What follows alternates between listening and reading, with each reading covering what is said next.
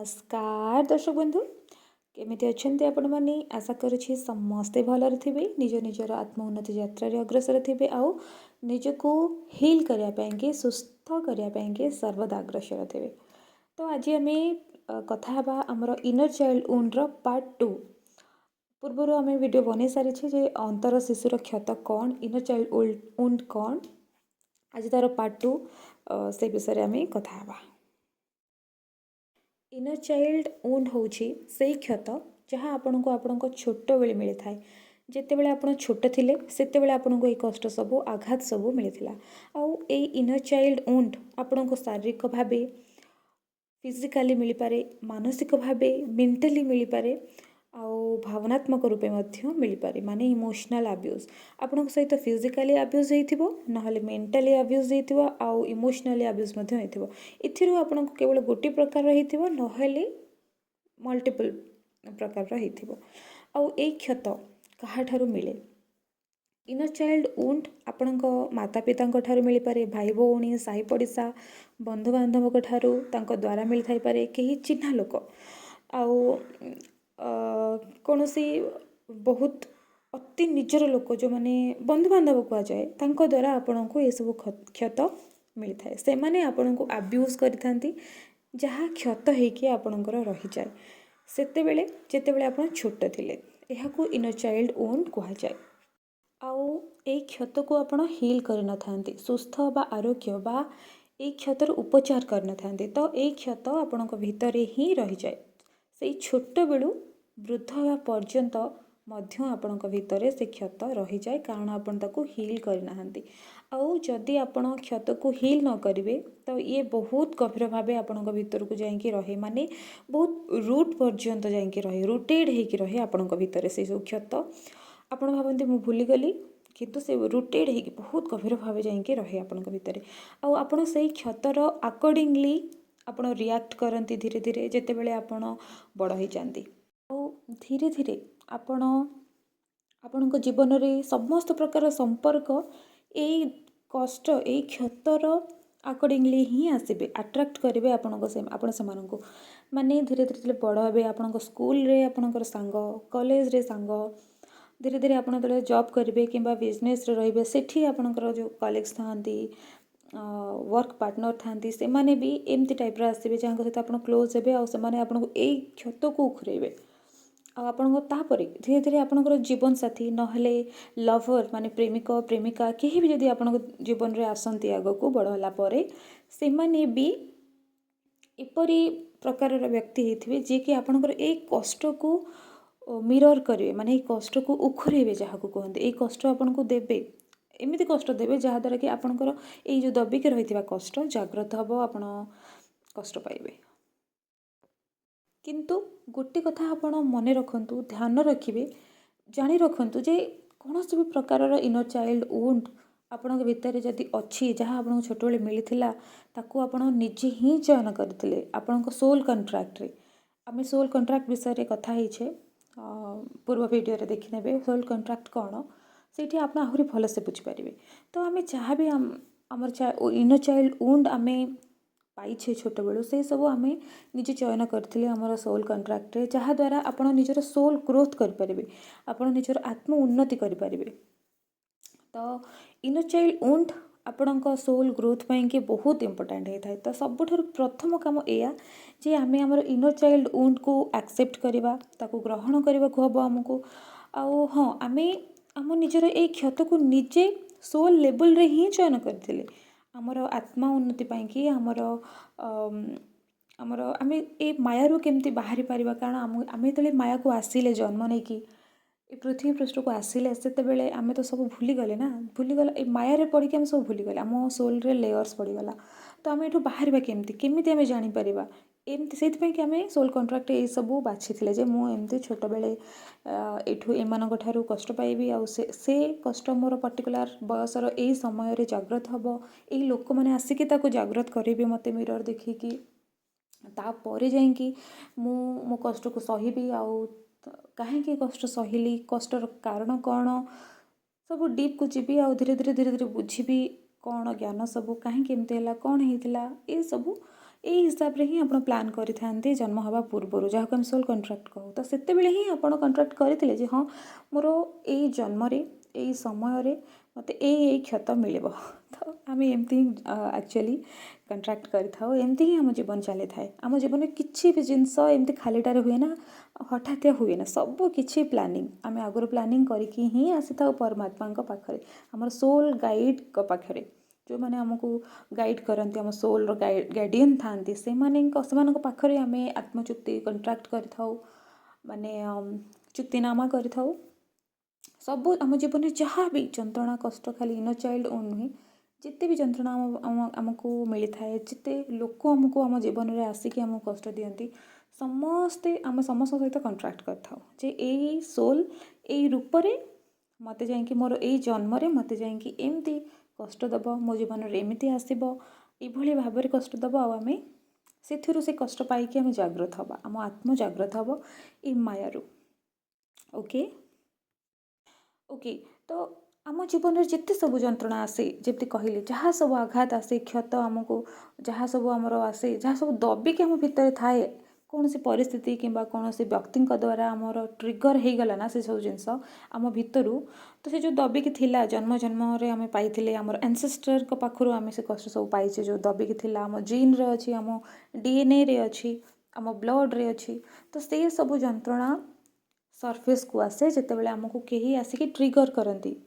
ମନେ କରନ୍ତୁ ମୁଁ ଅଛି, ମୋର କେହି ଜଣେ ସାଙ୍ଗ ଆସିଲା, ମୋ ଜୀବନରେ ଜଣେ ସାଙ୍ଗ ଆସିଲା, ବହୁତ ଭଲ ସାଙ୍ଗ, ପ୍ରଥମରୁ ଆମେ ବହୁତ ଭଲସେ ମିଶିଲୁ, ବହୁତ ପରସ୍ପରକୁ ଭଲ ପାଇଲୁ, କିନ୍ତୁ ଏମିତି କିଛି ଗୋଟେ ସାଙ୍ଗ ମୋ ପ୍ରତି ବ୍ୟବହାର କଲା, କିଛି ଗୋଟେ କଲା ଯାହାଦ୍ୱାରା କି ମୋତେ ବହୁତ ଟ୍ରିଗର୍ ହେଲା, ବହୁତ କଷ୍ଟ ହେଲା, ପୁରୁଣା କଷ୍ଟ, ମୁଁ ବହୁତ ଆଘାତ ପାଇଲି, ବହୁତ ଭାଙ୍ଗି ପଡ଼ିଲି।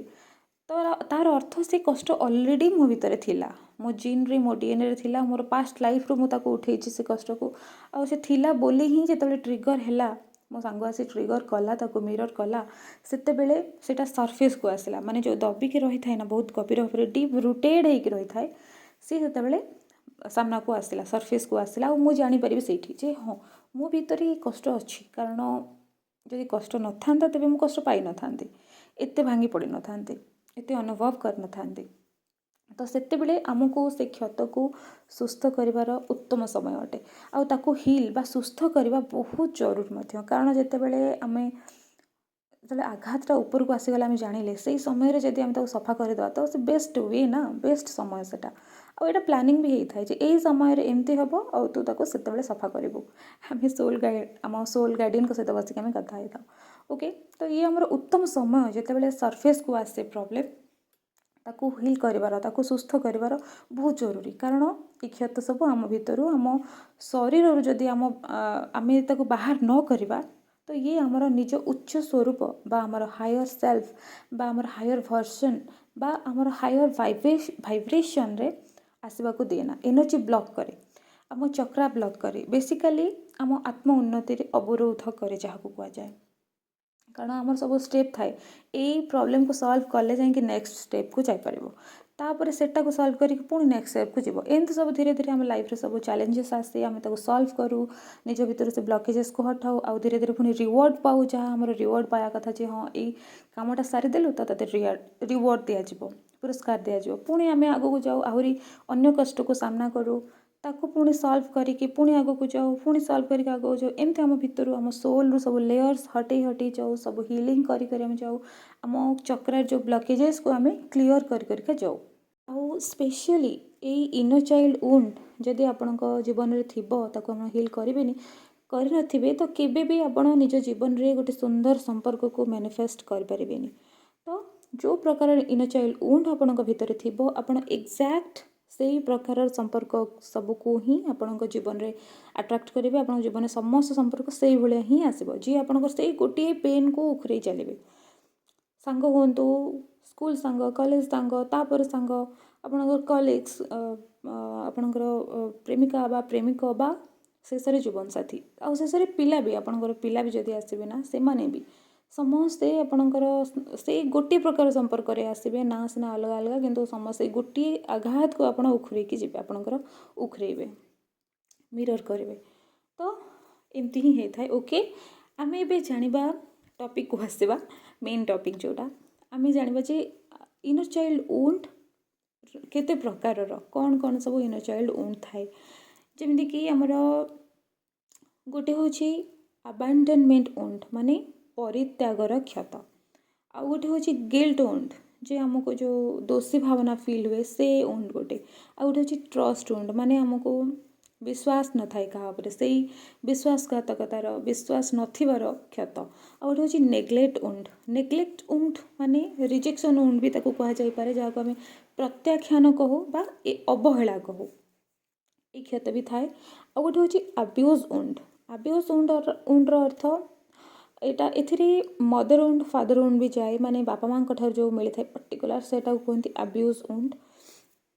तो एबे आसतु जानिबा ए सब क्षत को आम हिल केमती करबा आउ ए सब क्षत आम भितर थिले आम केमती रिएक्ट करू आम कौन सब प्रतिक्रिया दे थाउ। तो प्रथमे जानिबा अबांडनमेंट वुंड माने परित्याग क्षत जहाँ आमर सक्रेल चक्रार रे ही थाए माने सेठी ही ब्लॉक होके थाए तार लक्षण आम जानिबा अबांडनमेंट वुंडर लक्षण कौन कौन आम भितर थिले गुण आम जानिपारे जे आम भितर अबांडनमेंट वुंड अच्छी माने आम छोट बेलू आम भितर परित्याग क्षत डेभलप होके आसीचे।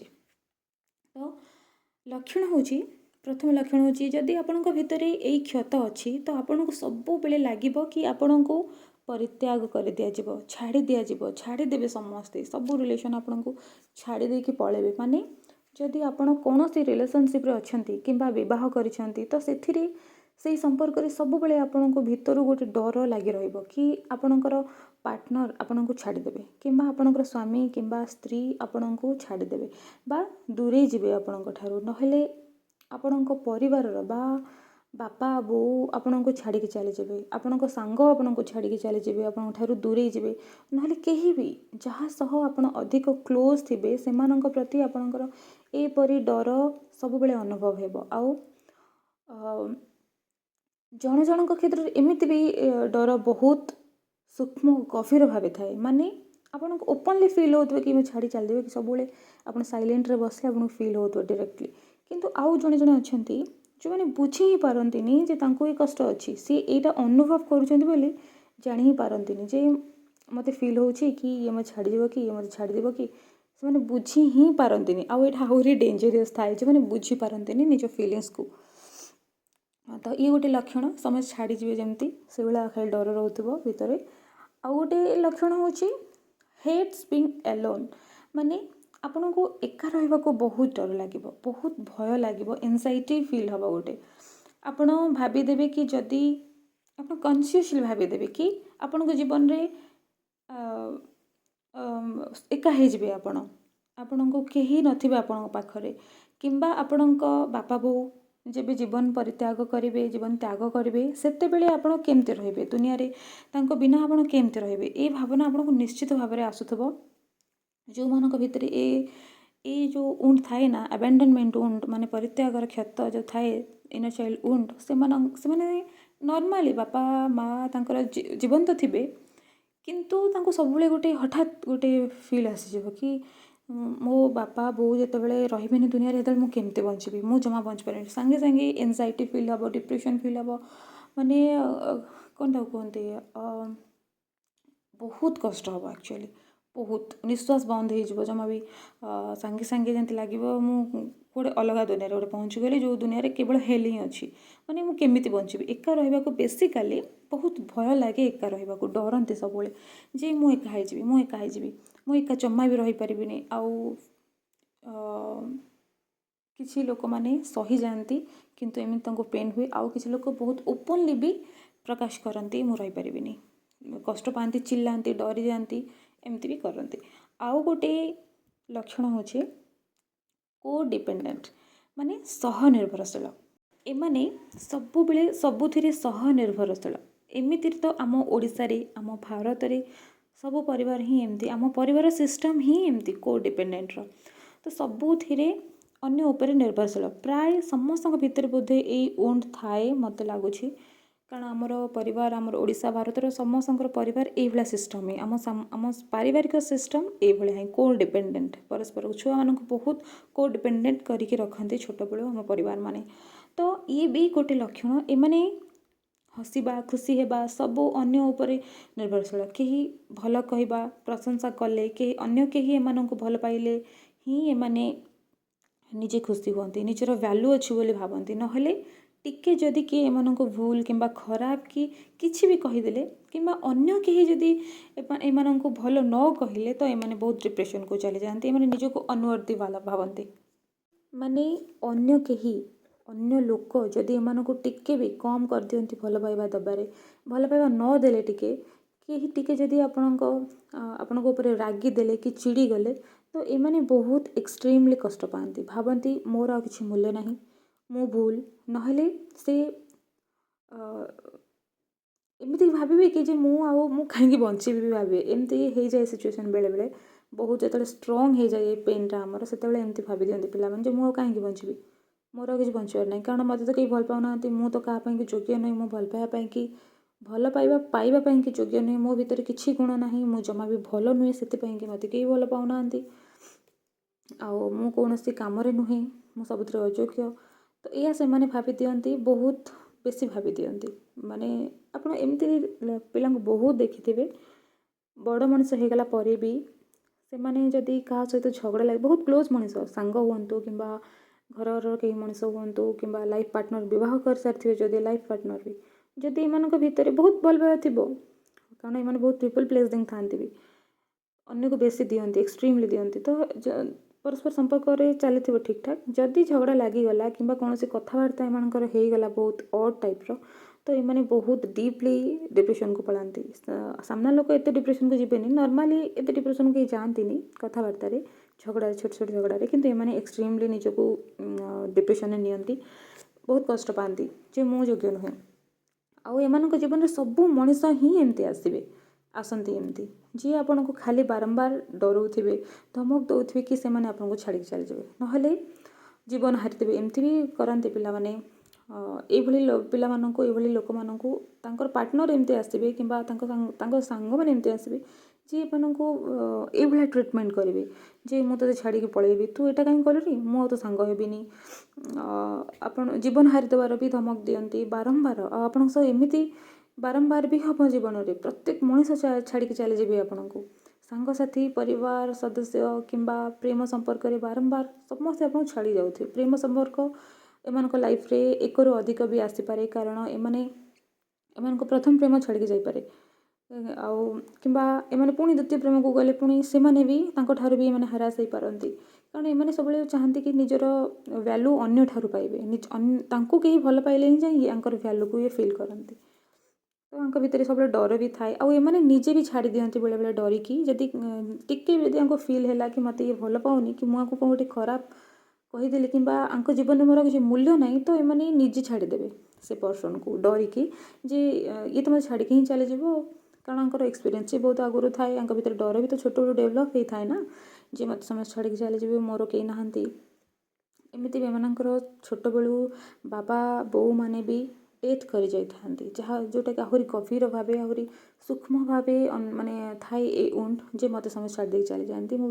କାରଣ ବାପା ବୋଉ ଯେତେବେଳେ ଛାଡ଼ିକି ଚାଲିଯାଆନ୍ତି ସେମାନଙ୍କ ଠାରୁ ଏଇ କଷ୍ଟ ଏମାନେ ପାଇଥାନ୍ତି ଯେ ମୋତେ ପରିତ୍ୟାଗ କରିଦିଆଗଲା, ମୋତେ ମୋ ବାପା ଛାଡ଼ି ଦେଇକି ଚାଲିଗଲେ, ମୋ ବୋଉ ଛାଡ଼ି ଦେଇକି ଚାଲିଗଲେ, କିମ୍ବା କୌଣସି ଗୋଟିଏ ପ୍ୟାରେଣ୍ଟ ଛାଡ଼ି ଦେଇକି ଚାଲିଯାଆନ୍ତି ଯଦି, ଏ କଷ୍ଟ ତାଙ୍କ ଭିତରେ ଡେଭଲପ୍ ହେଇଥାଏ। ଆଉ ଧୀରେ ଧୀରେ ସେମାନେ ବୁଝି ବି ପାରନ୍ତିନି ସୂକ୍ଷ୍ମ ଭାବରେ ଏଇ ଇନର ଚାଇଲ୍ଡ ଉଣ୍ଡ ତାଙ୍କ ଭିତରେ ଥାଏ, ଯେଉଁଟାକି ଧୀରେ ଧୀରେ ଡେଭଲପ୍ ହେଇକି ବଡ଼ ହେଲା ବେଳକୁ ଆହୁରି ଏକ୍ସଟ୍ରିମଲି ତାଙ୍କର ସମ୍ପର୍କରେ, ବିବାହ ସମ୍ପର୍କ ବା ପ୍ରେମ ସମ୍ପର୍କରେ ବେଶୀ ଦେଖାଯାଏ, ଯେ ସମସ୍ତେ ୟାଙ୍କୁ ଛାଡ଼ିଦେବାର ଭୟ ଦେଖାନ୍ତି କିମ୍ବା ଛାଡ଼ି ଦେଇକି ଚାଲି ମଧ୍ୟ ଯାଆନ୍ତି। ଓକେ, ଏବେ ଆମେ ଜାଣିବା ଆଉ ଗୋଟିଏ ଲକ୍ଷଣ, ଯେଉଁଟାକି ହେଉଛି ଇମୋସନାଲି ଅନଆଭେଲେବଲ୍ ପର୍ସନ୍କୁ ଏମାନେ ଆଟ୍ରାକ୍ଟ କରନ୍ତି।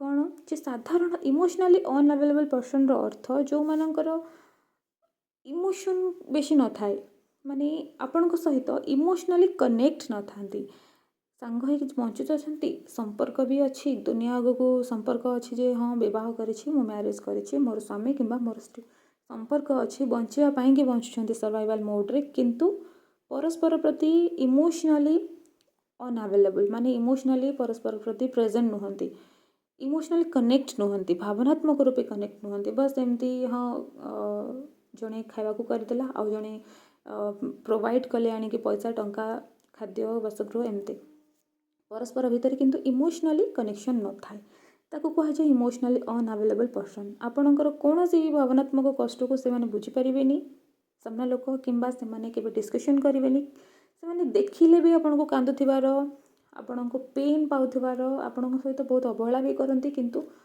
कनेक्ट न था जेहेतु रिएक्ट भी करते आपन को एमती छाड़ दिखते जमी एमती लगे कौन एक पत्थर कि आपको फिल होनी एमती अनुभव हुए जितेबाला आपण कौन से इमोशनली अनअवेलेबल पर्सन सहित रोथे से कह जाए अट्राक्ट करिया माने साधारणतः आपण इमोशनली अनअवेलेबल लोक को अट्राक्ट करती निज जीवन में जो मैंने इमोशनली आपण रहती ना शारीरिक भाव तो रहती किंतु भावनात्मक भाव आपणकर साथी न था से जड़ित न था आपणकर भावनात्मक रूप सहित। तो एपरी लोक मैंने आपण जीवन में आसबे बारंबार आसबे जड़े नुहे बहुत जन आसबे सांगसाथी भी आसबे समस्ते आसबे आपण निजे इमोशनली कनेक्ट थे अन्य सहित किंतु से माने आपको इमोशनली आपण सहित जड़ित नथिबे माने आपणकर नीड्स आपणकर इमोशनल नीड्स को एमाने पूरा करि पारंतिनी एमाने बुझी भी पारंतिनी। तो ये भली लोक मानको आपण अट्रैक्ट करेंगे आउ सबकॉन्शियसली एपरी संपर्क को लोकों को जहाँ द्वारा से माने आपणकर से आघात को से बटम को दबेबे आउ आपण को छाड़ी की जीवे एमती हुए आपण सेठी सेटल होकर रही जाती सेमती रिलेशनशिप रे नहेले आपण को बार बार आसबे लोक बार बार आसिकी आपन से बटम को से जो आघात बटम को सबकॉन्शियसली दबेकी जीवे छाड़ी जीवे माने आमे जेमती कहूना कि गोटे ढग टाइप आम कहू प्राय आम ओडिया भल ढगटे जे मो पुराणा घा को उखुरे देकी गला मो पुराणा घा उखुरे देकी गला से भलिया यहीपरि हुए आपण सहित। तो से माने छाड़ी चली जाबे आपण को आराम से छाड़ी चली जाबे कारण से माने तो आपण सह इमोशनली आपण सह कनेक्ट नुहंती ना तो से आराम से आपण को छाड़ी चली जाई पारिबे। एहीपरि मनीष एथिपाई आपण जीवन में आसती आपण को या कहवाई या देखा जे आपण भितर ये आघात अच्छी आपको हिल कर माने यही अबैंडनमेंट वुंड यही परित्यागर जो आघात आपण भितर अच्छी ताको सुस्थ कर कारण आम जीवन जहाँ भी घटे प्रत्येक मनीष आमको मिरर देखा था ऐना देखा था जे आम भितर कौन अच्छी एमाने आमको कष्ट देकी ऐना देखी ही जानती आम भितर यही आघात सब पड़ रही आमको देखाती तो आमको आपको हिल करने को पड़ो से एपरी व्यक्ति जितेबाला आपण जीवन में आसती एमाने एक्चुअली आपण को सोल लेवल रे साहाय्य करती आपणकर आत्म उन्नति आम निज भितर आघात को चिन्ह न पारे ताकू हिल करवा केमती जदि आम निजर रोगटा कौन जदि न जानिबा तो औषध आम केम देवा ताकू हिल केमिति करवा। तो आपण इमोशनली अनअवेलेबल लोकों को आपण जीवन में अट्राक्ट करती जी कि आपण इमोशंस को बुझी पारु नथिबे आपण को बुझी पारु नथिबे। ओके आउ गोटे लक्षण होची ओवर गिविंग माने एमानक भितर आत्मप्रेमर बहुत अभाव थाए एमाने निजको भल पाती निज प्रति दया करती अन्य प्रति एक्सेस गिविंग नेचर थाए एमानकर माने अन्य मानक खाली देबे आपण कौन भी रिलेशनशिप रे बहुत अधिक दियंती अधिक केयर नियंती सामना लोकर अधिक केयर नियंती ओवर गिविंग हो जाती आपण ओवर सपोर्ट करने को लगती आपण संपर्क वन साइडेड टाइप हो जाए जमती आपण खाली देवा को लगे आपण निजको एत दियंती निजको बेसी भल पाती आपण अन्य मानक केवल दबाक लगती ओवर गिविंग होती किंतु निज प्रति केबे भी कंपैशन न थाए आपणकर निजको बहुत कष्ट देकी अन्यर सामना लोकर आपण साहाय्य करथांती निजको बहुत कष्ट देकी एक्सट्रीमली कष्ट देकी सामना लोक को अन्य लोक को खुशी करने को लगी पड़ती पीपल प्लीजिंग एक्चुअली होती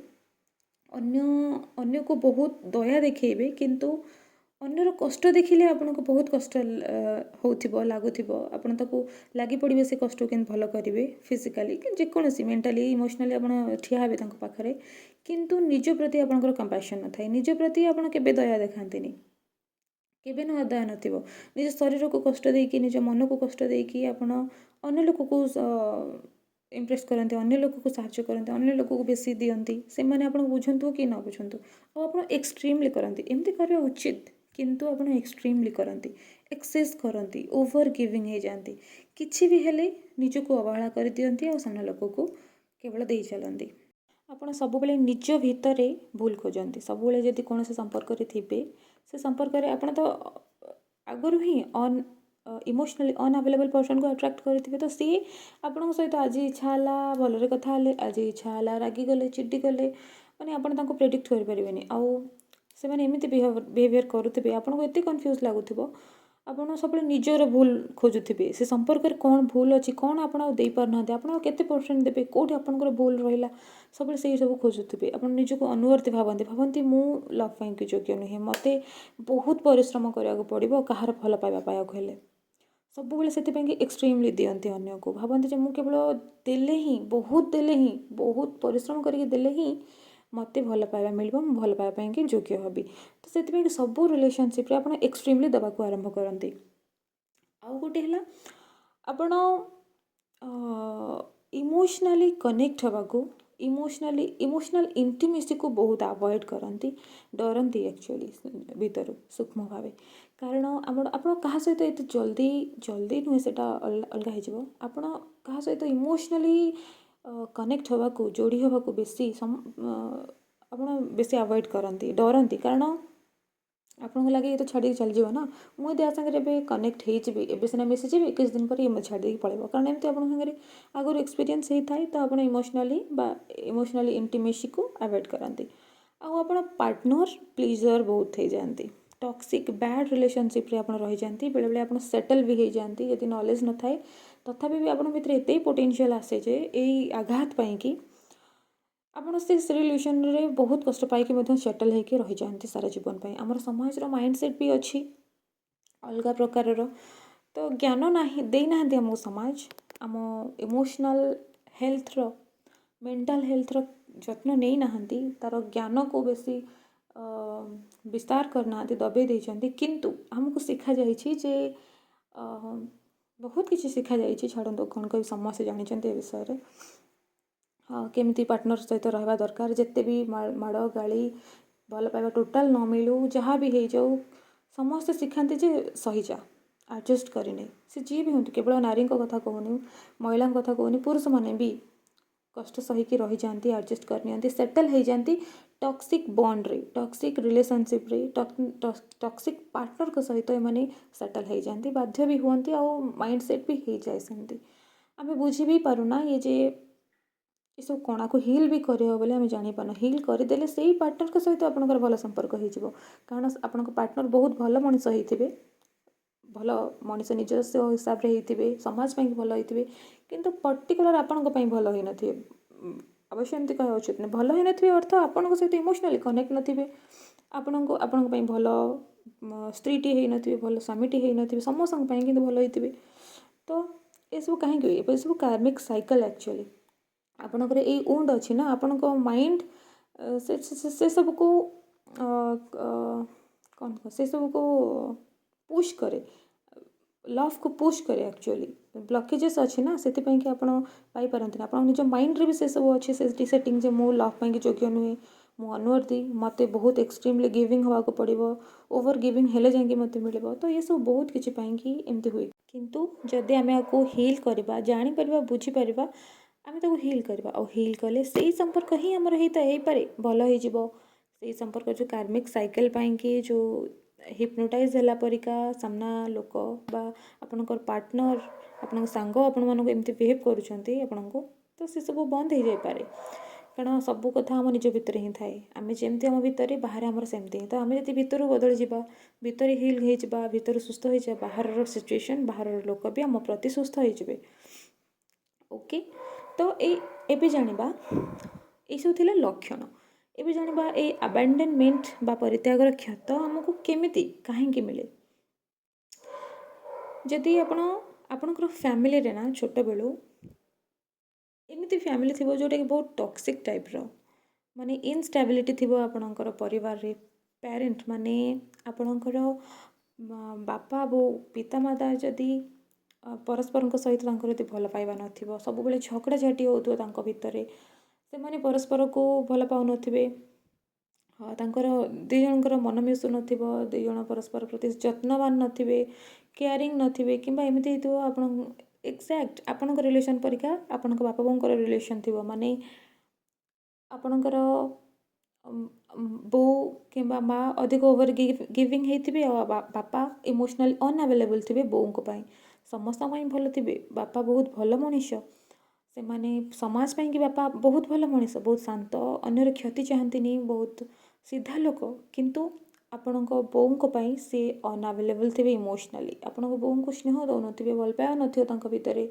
माने आपणक बापा बोंको भितरे नथिबो तो आपणक भितरे ए उंड डेभलप हुए छोट बेलू ही सबकनसीयसली हुए हेइथिबो किछि भी आपणक परिवार सेते एते ऊपर को माने डिस्प्यूट नथिबो किंतु जदि एमती टाइप रो रिलेशन थिबो बाबा बोंकर तो आपण छोट बेलू आपणक माइंड ए हिसाब रे ही डेभलप हबो आ बड़ हेले आपण एक्जेक्ट सेही भलिया रिलेशन को निज लाइफ रे आनिबे धीरे धीरे पुणी से एक गोटे थर करबेनि तो जदि पेरेंट भितर डिस्प्यूट थी परस्पर को भल पाऊन जदि झगड़ा बहुत लगुवे किंबा दुई पेरेंट डेथ हो जाइथिबो किंबा दुई पेरेंट भितर जनकर डेथ हो किंबा जदि जड़े पेरेंट ही आपण को संभालुथिबे माने दुई जण पेरेंट थिबे किंतु जड़े पेरेंट बापा हूँ कि बो हूँ आपंकर सब दायित्व नौथे आउ जड़े पेरेंट पूरा एमती इमोशनली अनअवेलेबल थे किसी ही काम कर्तव्य रही नथिबो परिवार प्रति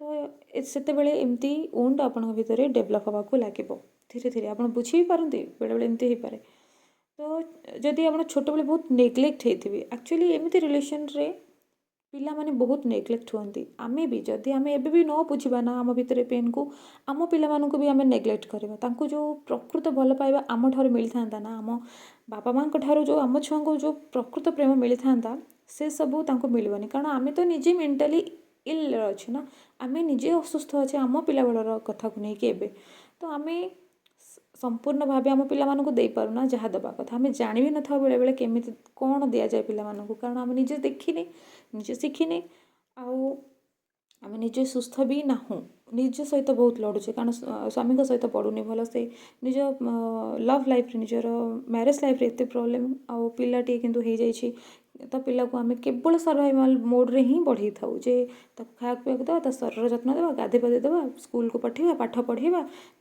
दुष्ट हेले माड़ देवा गाड़ी देवा बेले बेले आम जो मन खराब थाए आम पिला को भी आम कुटी दो निज राग आम निजर कष्ट को आम पिला उपर ट्रमा करके छाड़ी दो सी भाव तो मोर कौन मो कांदार कौन अधिकार नहीं मु कांदी पकेली बोली मो बो मत कुटीदेला बहे तो एमती भाव आम छोट पिला इनर चाइल्ड ट्रमा भी दे था और ये बहुत कॉमन बोधे मत लगुच आम ओडिशा रे और समस्त भितर ए उंड प्रायतः अच्छी ए उंड समस्त सर्वाइवल मोड रे ही आम पेरेंट माने बंची आमको बढ़ई से हिसाब रे गोटे जो इमोशनल कनेक्शन बहुत लैक अच्छे तो एमि जदि होथुवा जदि पेरेंट माने बहुत डिप्रेशन रोथे जेमति कहली आउ एमति भी हुए अन्य मानक हुए आमर ओडिशा रे हेई न पारे बहुत कम होता पारे जे जदि आपणकर पेरेंट निशा द्रव्य रे ग्रस्त थिबे प्रायतः बापा माने एमति करंती कौन से निशा द्रव्य खाउथिबे निशारे बेसी रोहुथिबे मद पिउथिबे नले सिगरेट टाणुथिबे से तांकर स्ट्रेस पाई केमति करन तांको से छोट बेलो भी ए सेम प्रॉब्लम तांको बापा बोंको ठारू निहाती पाइथिबे आपणको बापा किंबा आपणको बो तो से माने गोटे निशा द्रव्य रे रहिले सब बेले जदि आपणको से सठिक भाव में बापा भलिया आपणको प्रकृत सफिशिएंट प्रेम दे न थांते हे पारे से आपन बहुत भल पाउछन्ते आपण भी जानिछन्ते मो बापा मते बहुत भल पाते किंतु एटा सत जे से संपूर्ण रूपे आपको दे पारि नथिबे समय सेति भावनात्मक भाव आपन संगे भी से अवेलेबल नथिबे कारण से निजे भी देखि नांती तो सेमती आम रहिले मझिरे एक्चुअली आम बापा माँ आम संगे जदि एमती करिछन्ती तो आम एठु बुझिबा निजको हिल करिबा आम भोगुचे बहुत एक्चुअली आम निज पिला माननको सेमती दबानी निजको सुस्थ करबा आम ये निज पितामाता को भी दोषी देवानी सब ब्लेम करवानी भावानी मन मन खराब बोली कारण सी भी निजे निज बापा माँ ठारू एमती पेन पाई सी निजे भी शिखी ना निजे भी निज एबे भी से आघात अच्छा आम बड़ हो आमर पिला हेले कि एबे भी आघात अच्छा तो आम आउ कि आम से बदल पारानी यहाँ सत କିନ୍ତୁ ଆମେ ନିଜକୁ ବଦଳି ପାରିବା, ଆମେ ନିଜକୁ ସୁସ୍ଥ କରିପାରିବା, ଆମ ନିଜ ଭିତରର ଶିଶୁକୁ ସୁସ୍ଥ କରିପାରିବା।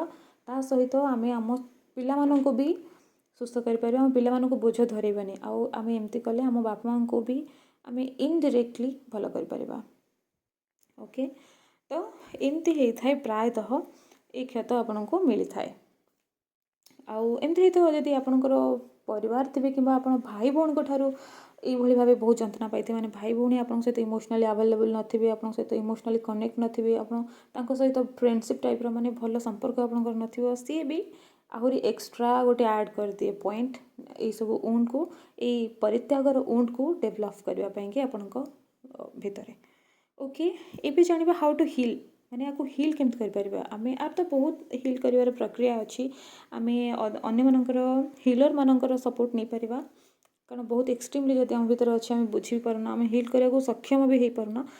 ହିଲର୍ମାନଙ୍କ ପାଖରୁ ଆମେ ଷ୍ଟାର୍ଟିଂରୁ ଯାଇକି ତାଙ୍କ ପାଖରୁ ଆମେ ହିଲ୍ ହେଇପାରିବା ଫାଷ୍ଟ। ତଥାପି ବି ସବୁବେଳେ ଆମକୁ ନିଜକୁ ହିଁ କାମ କରିବାକୁ ପଡ଼ିବ।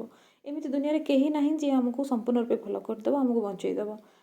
ଆମକୁ ନିଜକୁ ବଞ୍ଚେଇବାକୁ ହେବ, ନିଜକୁ ହିଲ୍ କରିବାକୁ ହେବ। ଓକେ, ମୁଁ ଆକ୍ଚୁଆଲି ବହୁତ ସ୍ପିଡ଼ରେ କହିଦେଉଛି କାରଣ ବହୁତ ଲମ୍ବା ହେଇଗଲାଣି, ଭିଡ଼ିଓ ଲଙ୍ଗ୍ ହେଇଗଲାଣି। ଆହୁରି ବି ହେବ କାରଣ ଆହୁରି ଏବେ ହାଉ ଟୁ ହିଲ୍ କହିବା। ଓକେ, କିଛି କଥା ନାହିଁ, ଆମକୁ ଏସବୁ ବିଷୟରେ କ୍ଲିଅର୍ ହେବା ହିଁ ଭଲ। ଯେତେ ଏକ୍ସପ୍ଲେନ୍ କରିବା ବୁଝିପାରିବା ଆମେ ସେତେ ଭଲସେ ଆଉ ହିଲ୍ କରିପାରିବା। ଓକେ, ଏବେ ଆମେ ଏସବୁ କଷ୍ଟକୁ କେମିତି ହିଲ୍ କରିବା ଆମେ ତ ବୁଝିଗଲେ, ଏମିତି କଷ୍ଟ ଆମ ଭିତରେ ଅଛି, ମୁଁ ବି ଏମିତି କରେ, ତ କେମିତି ତାକୁ ହିଲ୍ କରିବି। ସାଧାରଣତଃ ଭାବରେ ଆପଣ ନିଜେ ଏମିତି କରୁଥିବେ ଯେ ନିଜକୁ ସବୁବେଳେ ବ୍ଲେମ୍ କରୁଥିବେ, ଯେମିତି ମୁଁ ଯୋଗ୍ୟ ନୁହେଁ, ମୁଁ ତ କେଉଁ ଗୁଣକୁ ନୁହେଁ, କେଉଁ କୂଳକୁ ନୁହେଁ। ଆପଣ ଶୁଣିଥିବେ ବି ଏମିତି ଲୋକମାନଙ୍କ ଠାରୁ, ବାପା ବୋଉଙ୍କ ଠାରୁ, ତ ଆପଣଙ୍କ ଭିତରେ ଏଇଟା ବି ପ୍ରୋଗ୍ରାମ୍ ହେଇଯାଇଥିବ, ସବୁବେଳେ ନିଜକୁ କହୁଥିବେ ମୁଁ କେଉଁ ଗୁଣକୁ ନୁହେଁ, ମୁଁ କିଛି ନୁହେଁ, ମୁଁ କିଛି ଜାଣିନି। ଯଦି ବି ଡାଇରେକ୍ଟଲି କହୁନଥିବେ କନସିୟସଲି ଆପଣ ଭିତରେ ଫିଲିଙ୍ଗସ୍ ଥିବ, ତ ଆପଣ ଆଗ ଏଇଟାକୁ ବନ୍ଦ କରନ୍ତୁ। ଆମେ ମଲମ ଲଗାଇବା ଅପେକ୍ଷା ପ୍ରଥମ କାମ ହେଉଛି ଯାହାଦ୍ୱାରା ଆମ ଗୋଡ଼ରେ କଣ୍ଟା ଫୁଟୁଛି ସେ କଣ୍ଟାକୁ ଆଗ ବାହାର କରିବା, ଆଗ ସେ କଣ୍ଟାରେ ଗୋଡ଼ ରଖିବା ବନ୍ଦ କରିବା। ମାନେ ଆପଣ ନିଜ ପ୍ରତି ଯେଉଁ ବ୍ଲେମିଂ ଆଫର୍ମେସନ୍ କରନ୍ତି ନା, ଯେ ମୁଁ ଭଲ ନୁହେଁ, ମୁଁ ଏମିତି, ମୁଁ ସେମିତି, ସେଲ୍ଫ ନେଗେଟିଭ୍ ଟକ୍ ଯାହାକୁ କୁହନ୍ତି, ନିଜ ବିଷୟରେ ଖରାପ କରି କହିବା ବନ୍ଦ କରନ୍ତୁ। ସବୁବେଳେ ମନେ ରଖିବେ ନିଜ ବିଷୟରେ କେବେ ଖରାପ କରି କହିବେନି। ଆପଣ ହୁଅନ୍ତୁ କେହି ବି ହୁଅନ୍ତୁ, ଯେ ଦୁନିଆରେ ସବୁ ମଣିଷ କେବେ ନିଜକୁ ଖରାପ କରି କୁହନା। ଆପଣଙ୍କର ପରିସ୍ଥିତି ଖରାପ ହେଇପାରେ, ସେଥିପାଇଁକି ଆପଣଙ୍କର ବାସ୍ତବିକ ଜୀବନ ସେଇଭଳିଆ ହେଇପାରେ, କିନ୍ତୁ ଆପଣ କେବେ ବି ଖରାପ ନୁହନ୍ତି, କେବେ ବି ଅନୱର୍ଦି ନୁହନ୍ତି, କେବେ ବି ମୂଲ୍ୟହୀନ ନୁହନ୍ତି। ଆପଣଙ୍କ ଭିତରେ ବହୁତ ସାରା କ୍ୱାଲିଟିଜ୍ ଅଛି, ହେଇପାରେ ସେଇ ଲୋକର ଯେଉଁ କ୍ୱାଲିଟିଜ୍ ଅଛି ଆପଣଙ୍କ ଭିତରେ ସେଇଟା ପର୍ଟିକୁଲାର ନାହିଁ, କିନ୍ତୁ ଆପଣଙ୍କ ଭିତରେ ବହୁତ ଅନ୍ୟ ପ୍ରକାରର ଅଛି କ୍ୱାଲିଟିଜ୍, ନିଜର ୟୁନିକ୍ କ୍ୱାଲିଟିଜ୍ ଅଛି, ନିଜର ମୂଲ୍ୟ ଅଛି। ଆପଣ ଜନ୍ମ ନେଇଛନ୍ତି ଅର୍ଥ, ଆପଣ କିଛି କାରଣ ପାଇଁ ଆସୁଛନ୍ତି, ଆପଣଙ୍କ ଭିତରେ ଗୁଣ ଅଛି ବୋଲି ହିଁ ଆପଣ ଜନ୍ମ ନେଇଛନ୍ତି। ତ ଜମା ବି ନିଜକୁ ମୂଲ୍ୟହୀନ ଭାବନ୍ତୁ ନାହିଁ, ଆଜିଠାରୁ ବନ୍ଦ କରିଦିଅନ୍ତୁ। ନିଜକୁ ଭାବନ୍ତୁ ଯେ ହଁ ମୋର କିଛି ଅଛି। କେବଳ ଆପଣଙ୍କର ଯେଉଁ ଏଇ ଯେଉଁ କଷ୍ଟଟା ଘେରିକି ରହିନି, ଆପଣଙ୍କ ଲେୟର୍ ପଡ଼ିଯାଇଛି ଆତ୍ମାରେ, ତାକୁ ହଟେଇ ଦିଅନ୍ତୁ, ଦେଖିବେ ଆପଣ ନିଜ ଗୁଣକୁ ବି ବୁଝିପାରିବେ। ଆଉ ତ ଆଗ ନିଜକୁ ସେଲ୍ଫ ବ୍ଲେମ୍ କରିବା ବନ୍ଦ କରନ୍ତୁ, ମୁଁ ଏମିତି ନୁହେଁ, ମୁଁ ସେମିତି ନୁହେଁ, ଏସବୁ ନେଗେଟିଭ୍ ଆଫର୍ମେସନ୍ ଦିଅନ୍ତୁନି, ହଟାନ୍ତୁ ନିଜ ମାଇଣ୍ଡରୁ। ବୁଝନ୍ତୁ ଯେ ମୁଁ ବି ଗୁଣର, ମୁଁ ବି ପ୍ରେମ ପାଇଁ ଯୋଗ୍ୟ। ଏମିତି ଆଫର୍ମେସନ୍ ବରଂ ନିଜକୁ କୁହନ୍ତୁ ଯେ ଆଇ ଆମ୍ ୱର୍ଦି ଫର୍ ଲଭ୍, ମୁଁ ପ୍ରେମ ପାଇଁକି ଯୋଗ୍ୟ, ମୁଁ ପରଫେକ୍ଟ, ମୁଁ ଯୋଗ୍ୟ, ମୁଁ ଡିଜର୍ଭ କରେ ଭଲ ପାଇବାକୁ, ପ୍ରେମକୁ। ଏମିତି ସବୁବେଳେ ଆଫର୍ମେସନ୍ ଦିଅ ନିଜକୁ, ନିଜ ମାଇଣ୍ଡରେ ରଖ, ଭାବ, ଭିଜୁଆଲାଇଜ୍ କର ଯେ ଆପଣଙ୍କୁ ଭଲ ପାଇବା ମିଳୁଛି। ଆପଣ ନିଜ ଭିତରେ ପ୍ରେମ, ଆପଣ ନିଜେ ପ୍ରେମ, ଆଇ ଆମ୍ ଲଭ୍। ଆପଣ ଏମିତି ବି ଭିଜୁଆଲାଇଜ୍ କରିପାରିବେ, ଏମିତି ଭାବିପାରିବେ, ଏମିତି ଆଫର୍ମେସନ୍ ନିଜକୁ ବି କହିପାରିବେ, ଆଇ ଆମ୍ ଲଭ୍, ମୁଁ ଭଲ ପାଇବା ପାଇଁକି ଯୋଗ୍ୟ। ଏମିତି କହିକି ଆପଣ ରିପ୍ଲେସ୍ କରିବେ ନିଜର ସେଲ୍ଫ ନେଗେଟିଭ୍ ଟକ୍କୁ, ମାନେ ଯେଉଁ ବ୍ଲେମିଂ କର ନିଜକୁ, ମୁଁ ଏମିତି ନୁହେଁ, ମୁଁ ସେମିତି ନୁହେଁ, ମୁଁ ଭଲ ନୁହେଁ, ସେଇଟାକୁ ଆପଣ ବଦଳେଇକି ଟ୍ରାନ୍ସମ୍ୟୁଟ୍ କରିପାରିବେ, ରିପ୍ଲେସ୍ କରିପାରିବେ ପଜିଟିଭ୍ ଆଫର୍ମେସନ୍ ଦେଇକି ଯେ ମୁଁ ଭଲ, ମାନେ ମୁଁ ପରଫେକ୍ଟ, ମୁଁ ପ୍ରେମ ପାଇଁକି ଯୋଗ୍ୟ, ମୁଁ ଡିଜର୍ଭ କରେ ଲଭ୍କୁ, ଆଇ ଆମ୍ ଲଭ୍, ମୁଁ ନିଜେ ପ୍ରେମ ଅଟେ, ସମସ୍ତେ ମୋତେ ଭଲ ପାଆନ୍ତି। ଏମିତି ସବୁ ଆଫର୍ମେସନ୍ ନିଜକୁ ଦିଅନ୍ତୁ। ହଁ, ଏଠି ଆପଣ ଭାବିବେ ମୁଁ ସେଲ୍ଫିସ୍ ହେଇଯିବି କି ଏମିତି କହିବା ଉଚିତ ନୁହେଁ, ନିଜକୁ ଭଲ କହିବା ଉଚିତ ନୁହେଁ, ନିଜକୁ ଭଲ ପାଇବା ହିଁ ଉଚିତ। ଆପଣ ନିଜକୁ ଯଦି ଭଲ ପାଇବେନି ତାହେଲେ ଅନ୍ୟମାନେ ଆପଣଙ୍କୁ କେହି ଭଲ ପାଇବେନି, ଏଇଟା ଟ୍ରୁଥ୍। ଆମ ଭିତରେ ଯାହା ଥାଏ ବାହାରେ ଲୋକ ଆମକୁ ସେମିତି ଦିଅନ୍ତି, ଆମେ ସେଇଭଳିଆ ଲୋକଙ୍କୁ ଆଟ୍ରାକ୍ଟ କରୁ। ଆମେ ଯଦି ନିଜକୁ ନିଜେ ଯଦି ଭାବିବାନି ମୁଁ ଯୋଗ୍ୟ ନୁହେଁ ଭଲ ପାଇବା ପାଇଁ, ତ ଆପଣଙ୍କୁ କାହିଁକି କିଏ ଭଲ ପାଇବେ କୁହନ୍ତୁ ତ। ତ ସେମିତି ଆପଣ ନିଜକୁ ଭଲ କହିବା ଜମା ବି ଖରାପ ନୁହେଁ। ହଁ, ଏମିତି ଅଛନ୍ତି ଯେ ଗର୍ବରେ କୁହନ୍ତି, ମୂଲ୍ୟହୀନ ଭାବେ କୁହନ୍ତି, ଅନ୍ୟକୁ ବ୍ଲେମ୍ କରିବା ପାଇଁକି କୁହନ୍ତି, ସେଭଳିଆ ନୁହେଁ। ଆପଣଙ୍କୁ ତ ବହୁତ ଜରୁରୀ ଏବେ, ଆପଣଙ୍କ ପାଖରେ ଟୋଟାଲ୍ ନାହିଁ ସେଲ୍ଫ ଲଭ୍। ତ ସେଲ୍ଫ ଲଭ୍ ଅଳ୍ପ ତ ଟିକେ ଆଣନ୍ତୁ, ତାପରେ ବରଂ ଆପଣ ସେଲ୍ଫିଶନେସ୍କୁ ପଛରେ ହଟେଇବେ। ପଛରେ ତ ଆପଣ ପହଞ୍ଚି ପାରିବେନି। ଆପଣ ଏଇ ଉଣ୍ଡରେ ଅଛନ୍ତି ମାନେ ଆପଣ କେବେ ବି ସେଲ୍ଫିଶନେସ୍କୁ ଯାଇପାରିବେନି। ଓକେ, ସେଲ୍ଫିଶନେସ୍କୁ ଯେଉଁମାନେ ଯାଆନ୍ତି ସେମାନଙ୍କର ଉଣ୍ଡ ଅଲଗା, ସେମାନଙ୍କର ଏଇ ଉଣ୍ଡ ଥାଏ କିନ୍ତୁ ସେମାନେ ନାର୍ସିସିଷ୍ଟିକ୍ କ୍ୟାରେକ୍ଟର ହେଇଯାନ୍ତି, ସେ ଅଲଗା। ଯଦି ବି ଆପଣ ଅଛନ୍ତି ତାହେଲେ କିଛି ବି କଥା ନାହିଁ। ଭୁଲ ସମସ୍ତଙ୍କ ପାଖରେ ହୁଏ, ସମସ୍ତେ ଭୁଲ କରନ୍ତି। ଭୁଲ କିଛି ଗୋଟେ ଏମିତି ନୁହେଁ ଯେ ହେବାର ଉଚିତ ନୁହେଁ, କିନ୍ତୁ ଆମେ ଭୁଲକୁ ସୁଧାରିବା ହିଁ ଠିକ୍ ଜିନିଷ। ତ ଇଏ ବି ଗୋଟେ ଭୁଲ ଯେ ସେଲ୍ଫ ଲଭ୍ ନଥିବା, ନିଜକୁ ଭଲ ନ ପାଇବା, ନିଜକୁ ଭଲ ପାଇବାର ଯୋଗ୍ୟ ନ ଭାବିବା, ନିଜକୁ ବ୍ଲେମ୍ କରିବା ଜମା ବି ଭଲ ଜିନିଷ ନୁହେଁ। ତ ନିଜକୁ ଭଲ ପାଆନ୍ତୁ, ନିଜକୁ କେୟାର କରନ୍ତୁ, ନିଜର ଯତ୍ନ ନିଅନ୍ତୁ, ନିଜର ୱର୍ଥକୁ ବୁଝନ୍ତୁ, ନିଜର ମୂଲ୍ୟକୁ ବୁଝନ୍ତୁ। ଆଉ କମ୍ପ୍ଲିଟ୍ ଫିଲ୍ କର, ନିଜକୁ କମ୍ପ୍ଲିଟଲି ଫିଲ୍ କରାଅ ଯେ ମୁଁ ଯୋଗ୍ୟ। ଆପଣ ନିଜକୁ ନିଜେ ଭଲ ପାଇବା ଦିଅନ୍ତୁ ସବୁ କ୍ଷେତ୍ରରେ। ଓକେ, ଏସବୁ ସେଲ୍ଫ ଲଭ୍ ବିଷୟରେ ତ ମୁଁ ଅନ୍ୟ ସବୁ ଭିଡ଼ିଓ ବନେଇଛି, ତ ଏଠି ବେଶୀ ଆଉ ବଢ଼େଇବିନି। ଆଉ ଗୋଟେ କଥା, ଆପଣ ସବୁବେଳେ ଗ୍ରାଟିଟ୍ୟୁଡ଼ରେ ରୁହନ୍ତୁ। ସବୁ କଥା ପାଇଁକି ଆପଣ ଗ୍ରାଟିଟ୍ୟୁଡ଼ ଦିଅନ୍ତୁ। ଆପଣଙ୍କ ଜୀବନରେ ଯାହା ଯାହା ଅଛି, ଆପଣ କହିବେ ମୋ ଜୀବନରେ କିଛି ବି ନାହିଁ, କିନ୍ତୁ ଅଛି ପ୍ରକୃତରେ। ଆପଣ ଯଦି ଘର ଗୋଟେ ପାଇଛନ୍ତି, ତା ଭିତରେ ରହୁଛନ୍ତି, ଖାଉଛନ୍ତି, ଶୋଉଛନ୍ତି, ଖାଦ୍ୟ ପାଉଛନ୍ତି ଦିନକୁ 3 ଥର, ତେବେ ବି ଆପଣଙ୍କ ପାଖରେ ବହୁତ କିଛି ଅଛି। ଜମା ଭାବିବେନି ମୋ ପାଖରେ ନାହିଁ, ବହୁତ କିଛି ଅଛି। ଲୋକମାନଙ୍କ ପାଖରେ ଖାଦ୍ୟ ବି ମିଳୁନି, ବାସଗୃହ ମିଳୁନି, କିଛି ବି ମିଳୁନି। ଆପଣଙ୍କ ପାଖରେ ଯାହା ବି ଅଛି ନା, ସବୁର ମୂଲ୍ୟ ଅଛି। ଆପଣ ସେଇ ସବୁ ଜିନିଷକୁ ନେଇକି ଗ୍ରାଟିଟ୍ୟୁଡ଼ ଦିଅନ୍ତୁ ଭଗବାନଙ୍କୁ। ଯେଉଁଟା ନାହିଁ ସେଇଟାକୁ ନେଇକି କିଛି ନାହିଁ ବୋଲି କହିଲେ କିଛି ଲାଭ ନାହିଁ। ବହୁତ କିଛି ବାହାରିବ ଯଦି ଆପଣ ଭାବିବେ କ'ଣ ଆପଣଙ୍କ ପାଖରେ ଅଛି। ସେସବୁକୁ ନେଇକି ଭଗବାନଙ୍କୁ ଗ୍ରାଟିଟ୍ୟୁଡ଼ ଦିଅନ୍ତୁ ଯେ ମୋ ପାଖରେ ଏସବୁ ଜିନିଷ ଅଛି, ଏତେ ସବୁ ଜିନିଷ ଅଛି। ଓକେ, ତ ଗ୍ରାଟିଟ୍ୟୁଡ଼ ଭାବନାରେ ସବୁବେଳେ ରୁହନ୍ତୁ। ଯେଉଁମାନେ ଆପଣଙ୍କୁ କିଛି ବି ସର୍ଭ କରୁଛନ୍ତି ତାଙ୍କୁ ସବୁବେଳେ ଧନ୍ୟବାଦ ଦିଅନ୍ତୁ, ଗ୍ରାଟିଟ୍ୟୁଡ଼ ଦିଅନ୍ତୁ, ସାମ୍ନାରେ ଦିଅନ୍ତୁ, ମନେ ମନେ ବି ଦିଅନ୍ତୁ। ଓକେ, ଆଉ ସବୁବେଳେ ନିଜ ପାଖରେ ନିଜ ପାଖରେ ଇମୋସନାଲି ଆଭେଲେବୁଲ୍ ରୁହ।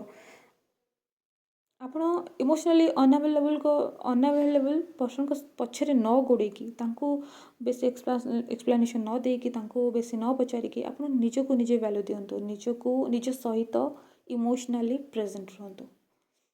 ଆପଣଙ୍କ ସହିତ ଇମୋସନାଲି ଅନଆଭେଲେବୁଲ୍ ପର୍ସନ୍ କାହିଁକି ଥାନ୍ତି? କାରଣ ଆପଣ ନିଜେ ନିଜ ସହିତ ବି ଆଭେଲେବୁଲ୍ ନଥାନ୍ତି। ସବୁବେଳେ ତ ଅନ୍ୟକୁ ଦିଅନ୍ତି, ଓଭର ଗିଭିଂ। ତ ନିଜେ ନିଜ ସହିତ ପ୍ରେଜେଣ୍ଟ ନଥାନ୍ତି। ନିଜର ଗୋଡ଼ ବିନ୍ଧୁଥିବ କିନ୍ତୁ ଆପଣଙ୍କୁ ଟିକେ ବି ଧ୍ୟାନ ନଥିବ। ଆପଣ ସେଇ ଗୋଡ଼ ବିନ୍ଧାରେ ଦୌଡ଼ି ଦୌଡ଼ି ବହୁତ କାମ କରୁଥିବେ ଅନ୍ୟମାନଙ୍କ ପାଇଁ। ତ ୟାକୁ ହିଁ କୁହନ୍ତି ଇମୋସନାଲି ଅନଆଭେଲେବୁଲ୍। ନିଜକୁ ପେନ୍ ହେଉଛି କିନ୍ତୁ ଆପଣ ନାହାନ୍ତି ବୁଝିବା ପାଇଁକି। ଠିକ୍ ସେଇଭଳିଆ ଆପଣ ଯାହାଙ୍କ ପଛରେ ଗୋଡ଼ଉଛନ୍ତି ସିଏ ବି ଆପଣଙ୍କର ଯେତେବେଳେ ରୋଗ ହେଇଥିବ କିମ୍ବା ଆପଣ କଷ୍ଟ ପାଉଥିବେ, ସେମାନେ ଆପଣଙ୍କୁ ବି ଦେଖନ୍ତିନି। ସେମାନେ ତାଙ୍କର ଆଉ କିଏ ନିଜର ଥିବେ ତାଙ୍କୁ ଦେଖନ୍ତି। ତ ଆପଣ ଭାବିବେ ମୁଁ ଏଇ ଲୋକର ଏତେ ସାହାଯ୍ୟ କରୁଛି କିନ୍ତୁ ସେ ମୋତେ କାହିଁକି ବୁଝୁନି? କାରଣ ଆପଣ ଆପଣଙ୍କୁ ନିଜକୁ ବୁଝୁନାହାନ୍ତି। ତ ଆପଣ ନିଜେ ନିଜ ସହିତ ଆଗ ଇମୋସନାଲି ପ୍ରେଜେଣ୍ଟ ରୁହନ୍ତୁ। ପ୍ରଥମ କଥା ହେଲା ଏଇଟା। ଆଉ ଗୋଟେ ରହିଲା, ନିଜକୁ ବାରମ୍ବାର ମନେ ପକାଇ ଦିଅନ୍ତୁ ଯେ ଲୋକମାନେ ଆପଣଙ୍କୁ କେବେ ଛାଡ଼ିକି ଯିବେନି। ଆପଣ ନିଜେ ଲଭ୍, ଆପଣଙ୍କ ପାଖରେ ବହୁତ ଭଲ ପାଇବା ଅଛି, ବହୁତ ପ୍ରେମ ଅଛି, ଆପଣ ପ୍ରେମରେ ଭରପୁର। I am love. ତ ଆପଣଙ୍କୁ କେହି ଛାଡ଼ିକି ଯିବେନି, ଏଇଟା ବାରମ୍ବାର ମନେ ପକାନ୍ତୁ। ଯଦି ଆପଣଙ୍କୁ ଏଇ କଷ୍ଟ ସବୁବେଳେ ରହୁଛି, ମୋତେ ସମସ୍ତେ ଛାଡ଼ିକି ଚାଲିଯିବେ। ଆଉ ଗୋଟେ ରହିଲା, ଆପଣ ଏଇ ଯେଉଁ ଓଣ୍ଡ ଥାଏ ନା ଆମର, ଯେ ଆବାଣ୍ଡନମେଣ୍ଟ ଓଣ୍ଡ, ପରିତ୍ୟାଗର କ୍ଷତ ଆପଣଙ୍କ ଭିତରେ ଥାଏ, ଇନର ଚାଇଲ୍ଡ ଓଣ୍ଡ। ତ ଏଇ ଓଣ୍ଡ ଆମର ରୁଟ୍ ଚକ୍ରା, ସୋଲାର ପ୍ଲେକ୍ସସ୍ ଚକ୍ରା, ଆମର ଥ୍ରୋଟ୍ ଚକ୍ରା ଆଉ ଆମର ହାର୍ଟ ଚକ୍ରାକୁ ବ୍ଲକ୍ କରିଥାଏ। ଆମକୁ ଏଇ 4ଟା ଚକ୍ରାକୁ ଆକ୍ଟିଭେଟ୍ କରିବାର ଅଛି, ତାକୁ ଓପନ୍ କରିବାର ଅଛି, ତାକୁ ବାଲାନ୍ସ କରିବାର ଅଛି, ମାନେ ହିଲ୍ କରିକି ତାକୁ ବାଲାନ୍ସ କରିବାର ଅଛି। ଆପଣ ଏଇ ଚକ୍ର ଉପରେ ଧ୍ୟାନ ଦିଅନ୍ତୁ ଅଧିକ। ମୁଁ ତ କହିବି ସବୁ ଚକ୍ର ଉପରେ ଦିଅନ୍ତୁ, କାରଣ ଅନ୍ୟ ସବୁ ପ୍ରୋବ୍ଲେମ୍ ବି ଅଛି। କିନ୍ତୁ ଆପଣ ଯଦି ପର୍ଟିକୁଲାର ଏଇ ପ୍ରୋବ୍ଲେମ୍କୁ ସଲ୍ଭ କରିବାକୁ ଚାହାନ୍ତି ତାହେଲେ ଏଇ ପର୍ଟିକୁଲାର ଚକ୍ର ଉପରେ ଧ୍ୟାନ ଦିଅନ୍ତୁ। ସେଇ ଚକ୍ରର ଆଫର୍ମେସନ୍ କରନ୍ତୁ, ସେଇ ଚକ୍ରର କଲର୍କୁ, ଖାଦ୍ୟକୁ ନିଜ ଲାଇଫ୍ରେ ଆଡ଼୍ କରନ୍ତୁ, ବେସିକାଲି ଆକ୍ଟିଭେଟ୍ କରନ୍ତୁ, ଆଉ ତାକୁ ହିଲ୍ କରନ୍ତୁ, ବାଲାନ୍ସ କରନ୍ତୁ, ଓପନ୍ କରନ୍ତୁ, ନିଜର ହାର୍ଟକୁ ଓପନ୍ କରନ୍ତୁ। ଯେଉଁମାନେ ନିଜକୁ ସେଲ୍ଫ ଲଭ୍ ଯେଉଁମାନଙ୍କର ନଥାଏ ନା, ତାଙ୍କ ହାର୍ଟ ଯେଉଁ ହାୟର ହାର୍ଟ ଥାଏ ଆମର, ସେଇଟା ଆକ୍ଚୁଆଲି ବ୍ଲକ୍ ଥାଏ, ଓପନ୍ ନଥାଏ ସେ। ତ ସେଥିପାଇଁ ନିଜକୁ ସେମାନେ ଭଲ ପାଇବା ଦେଇପାରନ୍ତିନି। ତ ଆପଣ ନିଜର ହାର୍ଟ ଚକ୍ରାକୁ ଓପନ୍ କରନ୍ତୁ, ଆଉ ସେଲ୍ଫ ଲଭ୍ କରନ୍ତୁ, ସେଲ୍ଫ କେୟାର କରନ୍ତୁ, ନିଜର ଯତ୍ନ ନିଅନ୍ତୁ, ନିଜକୁ ଭଲ ପାଆନ୍ତୁ, ନିଜ ପାଇଁ କମ୍ପାସନ୍ ରଖନ୍ତୁ, ମାନେ ଦୟା, କାଇଣ୍ଡନେସ୍ ରଖନ୍ତୁ ନିଜ ପ୍ରତି। ଓକେ, ଏଠି ଆଉ ଗୋଟେ ପଏଣ୍ଟ ଅଛି ଯେ ଯଦି ଆପଣଙ୍କର ଏମିତି କଷ୍ଟ ନାହିଁ କିନ୍ତୁ ଆପଣଙ୍କ ପାର୍ଟନରର ଅଛି, ଆପଣଙ୍କ ଜୀବନ ସାଥୀଙ୍କର ଅଛି ଏ କଷ୍ଟ, ଏ wound, ଏଇଭଳିଆ ନେଚର ଅଛି, ଏଇଭଳିଆ ତାଙ୍କ ଜୀବନରେ ଘଟିଛି ବହୁତ ଥର, ଆଉ ଆପଣ ଏଇ ଭିଡ଼ିଓକୁ ଶୁଣୁଛନ୍ତି, ଆପଣ ବୁଝିପାରୁଛନ୍ତି ଯେ ତାଙ୍କର ଏଇ ପେନ୍ ଅଛି, ତ ଆପଣ ଏତିକି କରନ୍ତୁ ତାଙ୍କ ପାଇଁ। ତାଙ୍କ ସହିତ ଜବରଦସ୍ତି କରିବେନି, ତାଙ୍କ ସହ ବେଶୀ କିଛି ପ୍ରେସର ଦେବେନି ଆପଣ ତାଙ୍କୁ କୌଣସି ଜିନିଷ କରିବା ପାଇଁ କି କୌଣସି କାମ ପାଇଁ, କୌଣସି କଥା ପାଇଁ କି ଯେଉଁଟା ସେ ଇଣ୍ଟରେଷ୍ଟେଡ଼ ନୁହନ୍ତି କିମ୍ବା କିଛି ବି ଆପଣ ତାଙ୍କୁ ବେଶୀ ଦେବେନି। ବେଶୀ ଯେମିତି ଖରାପ କରି କହିବା ହିଁ ତମେ କିଛି ଜାଣିନ, ତମେ କେଉଁ କୂଳକୁ ନୁହଁ, ତମେ ଏମିତି ସେମିତି ସେମିତି, ଏସବୁ ମାନେ ଆମ ଓଡ଼ିଶାରେ ପ୍ରାୟତଃ କମନଲି ସମସ୍ତେ ନିଜ ନିଜ ପାର୍ଟନରକୁ ବହୁତ ଇଜିଲି ବ୍ଲେମ୍ କରିଦିଅନ୍ତି, ଇଜିଲି କ୍ରିଟିସାଇଜ୍ କରିଦିଅନ୍ତି। କେହି କେହି ଏଣ୍ଟରଟେନମେଣ୍ଟ ହିସାବରେ ଯେ ହଁ ଆମେ ଯାହାକୁ ଭଲ ପାଉ ଆମେ ତାଙ୍କୁ ଏମିତି କରି କହିଦେଉ। ତ ଆପଣ କହନ୍ତି ଯେ ମୋ ମନରେ ତ ଭାଇ ତୋ ପ୍ରତି କିଛି ଖରାପ ନାହିଁ, କିନ୍ତୁ ସାଙ୍ଗସାଥିରେ ମାନେ ନିଜ ପାର୍ଟନରକୁ ତ ଏମିତି କହିପାରିବ ନା, ମୁଁ ସେମିତି କହିଦେଲି ତୁମେ କାହିଁ ଖରାପ ଭାବୁଛ, ସେମିତି ଜମା ବି କହିବେନି। ଯଦି ଆପଣଙ୍କ ପାର୍ଟନର ଭିତରେ wound ଅଛି, ଆପଣ ପାର୍ଟନରକୁ ବହୁତ କେୟାର ନିଅନ୍ତୁ। ଆପଣ ତାଙ୍କୁ କୌଣସି କଥାରେ ବେଶୀ ପ୍ରେସର ଦିଅନି, ବେଶୀ ଯୁକ୍ତି କରନି, ବେଶୀ ଜିଦ୍ଦି କରନି, ତାଙ୍କୁ ତାଙ୍କ ହିସାବରେ ରହିବାକୁ ଦିଅ। ତାଙ୍କୁ ଯେତେ ଭଲ ପାଇବା ଦେଇପାରିବେ ଆପଣ ଛୋଟ ପିଲା ପରି, ଛୋଟ ପିଲା ପରି ମୁଁ ଆକ୍ଚୁଆଲି ଏମିତି କହିଦେଉଛି, କିନ୍ତୁ ଆପଣ ଯଦି ରିଅଲି କେୟାରିଂ ଅଛନ୍ତି ଆପଣ ତାଙ୍କୁ ବେଶୀ ପ୍ରେସର ଦେବେନି। ଆଉ ବୁଝୁଛନ୍ତି ତାଙ୍କର ଏଇ କଷ୍ଟ ଅଛି, ଓକେ। ତ ଆପଣ ଏମିତି କରନ୍ତୁ, ତାଙ୍କୁ ବେଶୀ ପଚାରିବେନି କାହିଁକି କରୁଛୁ, ତ କିଛି ଜାଣିନୁ କାହିଁ ଏଇଟା କରୁନୁ, ଏମିତି ହୁଏ। ଯେତିକି ମୁଁ ଦେଖିଛି ଯେ ଯେତେବେଳେ ଯାହାଙ୍କ ଭିତରେ ଏଇ wound ଥାଏ ନା, ପ୍ରତ୍ୟାଖ୍ୟାନର wound, ପରିତ୍ୟାଗର wound, ଆବାଣ୍ଡନମେଣ୍ଟର wound, ସେମାନେ ନିଜ ଲାଇଫରେ ଏମିତି ପାର୍ଟନରକୁ ଆଣନ୍ତି, ଆଟ୍ରାକ୍ଟ କରନ୍ତି। ପରସ୍ପର ସହିତ ଲଭ୍ ମ୍ୟାରେଜ୍ ବି ହେଇଥିବ କିମ୍ବା ଆରେଞ୍ଜ ମ୍ୟାରେଜ୍ ହେଇଥିବ, ଭଲ ସମ୍ପର୍କ ଥିବ, କିନ୍ତୁ କିଛି ଦିନ ପରେ ଏଇ wound ତାଙ୍କର ଜାଗ୍ରତ ହୁଏ। ତାଙ୍କ ପାର୍ଟନର ତାଙ୍କୁ ନିଜର ଅଜାଣତରେ ଏମିତି ସବୁ ଆଘାତକୁ ଉଖାରିଥାନ୍ତି ଯେ ବହୁତ ସେମାନଙ୍କୁ ଖରାପ କରି କୁହନ୍ତି ଯେ କେଉଁ କାମକୁ ନୁହଁ, କିଛି କାମ ଜାଣିନ, ଛୋଟ ଛୋଟ କଥାରେ, ପ୍ରତ୍ୟେକଟି ଛୋଟ ଛୋଟ କଥାରେ ତାଙ୍କୁ ଛୋଟ ଦେଖେଇବା, ତାଙ୍କୁ ଖରାପ କରି କହିବା, ଏତିକି କାମଟେ ତୁମେ କରିପାରୁନ, ଏତିକି ଛୋଟିଆ କାମଟେ ଦେଇଥିଲି ଏତିକି କରିପାରୁନ, ଏମିତି ନାହିଁ ସେମିତି ନାହିଁ। ଦୋକାନକୁ ପଠାଇଥିବେ ଯଦି, ଦୋକାନରେ ଯଦି କୌଣସି ଜିନିଷରେ କେଉଁଠି ଖରାପଟେ ବାହାରିଗଲା, ସେଇ କଥାକୁ ନେଇକି ବହୁତ ଇସ୍ୟୁ କରନ୍ତି।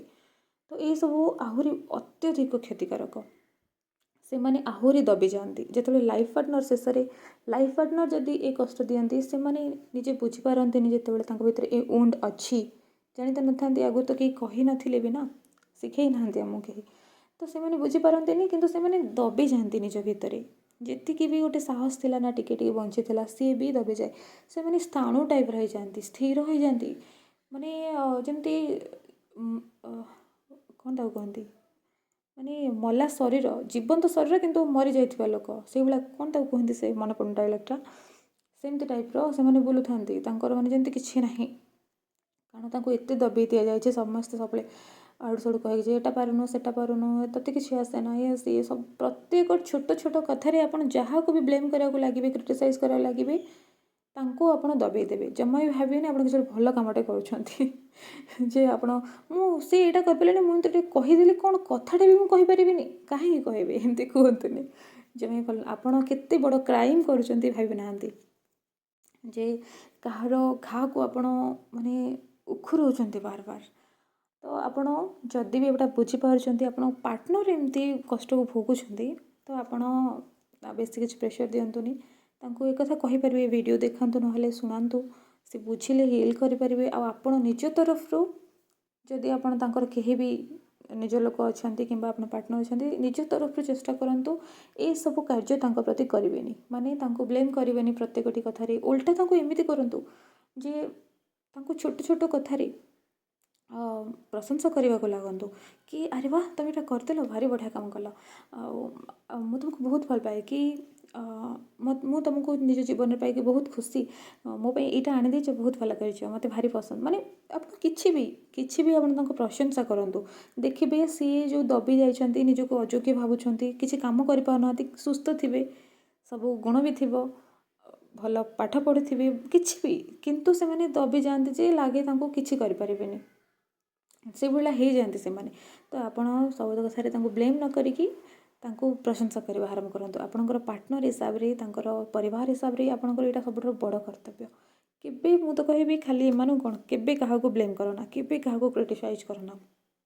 ଛୋଟ ଛୋଟ କଥାରେ ଆପଣ କହିପାରିବେ କି ତମେ ଏମିତି କଲ ମୋତେ ଟିକେ କଷ୍ଟ ହେଲା କି କ'ଣ ନର୍ମାଲି କହିବ, ଚିଡ଼ିକି କହିବା ଖରାପ କରି କହିବା ଏମିତି କହିବା ଉଚିତ ନୁହେଁ। ଆପଣ ନିଜ ତରଫରୁ ଚେଷ୍ଟା କରନ୍ତୁ, ତାଙ୍କୁ ବେଶୀ ପ୍ରେସର ଦିଅନ୍ତୁନି। ଓକେ ଦର୍ଶକ ବନ୍ଧୁ, ବହୁତ ବହୁତ ଧନ୍ୟବାଦ ଏପର୍ଯ୍ୟନ୍ତ ଶୁଣିଥିବାରୁ। ଆଉ ଆଶା କରୁଛି ସମସ୍ତଙ୍କୁ ଟପିକ୍ ଏ ଭିଡ଼ିଓ ନିଶ୍ଚିତ ଭାବରେ ଭଲ ଲାଗିଥିବ, ଆପଣ କନେକ୍ଟ କରିଥିବେ। ଆଉ ଯଦି ଭଲ ଲାଗିଲା କନେକ୍ଟ କଲେ ମୋତେ ନିଶ୍ଚିତ ଭାବରେ କମେଣ୍ଟ କରନ୍ତୁ, କିଛି ବି ଥିଲେ ପଚାରନ୍ତୁ। ଏବେ ରହୁଛି, sending you lots of unconditional love, light and happiness.